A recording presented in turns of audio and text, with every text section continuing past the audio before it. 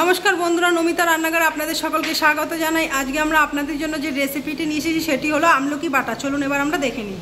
আজকের রেসিপির জন্য যে যে উপকরণ লাগবে সেগুলো হলো, এখানে আমরা নিয়ে নিয়েছি আমলকিটাকে ভালো করে নুন হলুদ দিয়ে সেদ্ধ করে নিয়েছি। আর এখানে নিয়েছি বিলেতি ধনেপাতা, এখানে নিয়ে নিয়েছি শুকনো লঙ্কাটাকে ভালো করে তেলে ভেজে নিয়েছি। আর নিয়ে নিয়েছি রসুন পেঁয়াজ, আর এখানে নিয়েছি বাদাম, এখানে নিয়েছি সাদা সর্ষে। এবার এগুলোকে আমরা ভালো করে পাটায় বেটে নেব। চলুন আমরা বেটে নিই, তারপরে আমি আপনাদের দেখাবো। দেখুন বন্ধুরা, আমরা ভালো করে পাটায় বেটে নিয়েছি। এবার আমরা এর মধ্যে দিয়ে দেবো সামান্য পরিমাণে লবণ,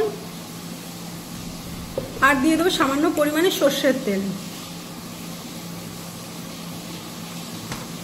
এবার আমরা ভালো করে এটাকে মিক্সড করে নেব। চলুন আমরা মিক্সড করে নিই, তারপরে আমি আপনাদের দেখাবো।